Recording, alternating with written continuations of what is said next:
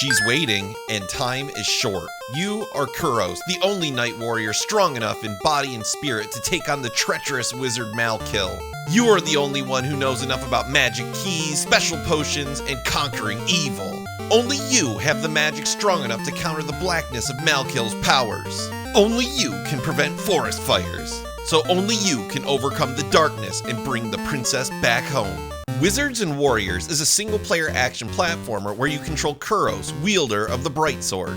Press B to attack with your sword and A to jump. Later in the game, you may obtain items to aid in your journey like the Cloak of Darkness, which you can use with the select button and I don't think actually works, or the Potion of Levitation, which allows Kuros to levitate by pressing up on the D-pad. Wizards and Warriors has a plethora of power-ups to find and collect, such as potions, which temporarily grant Kuros different powers depending on their color, gems, which you'll need to bribe your way past the guard of each level, colored keys, which allow you to open their correspondingly colored doors and chests, and more permanent items like the Shield of Protection and the Dagger of Throwing, which stay with you for the duration of your journey unless you replace them. There are many more items to find, like the alarm clock that temporarily freezes time, or an exploding egg, which destroys all the enemies on the screen. Some of these items are found in chests, while others are obtained through defeating enemies. From the moment you drop into Elrond Forest, you'll be assaulted by a merciless onslaught of relentlessly spawning enemies and their projectiles. You'll be perpetually bombarded as you search for hidden doors, gems, and the keys necessary to progress to the boss of the level.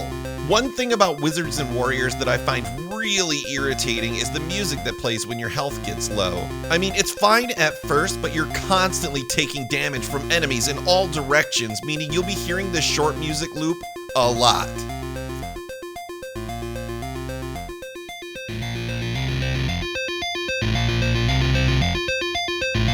Thankfully, Wizards and Warriors features an extremely generous continue system. Your continues are unlimited, and when you continue, you start right where you died, losing only the score you've accumulated up to that point. Once you're able to access the final room of a level, you'll find yourself against bosses such as the Queen Spider, Evil Ghost, Skeleton Changeling, and if you're persistent enough, Malkill himself. After defeating a boss, you'll rescue a princess, but just like in Super Mario Bros., your princess is in another castle.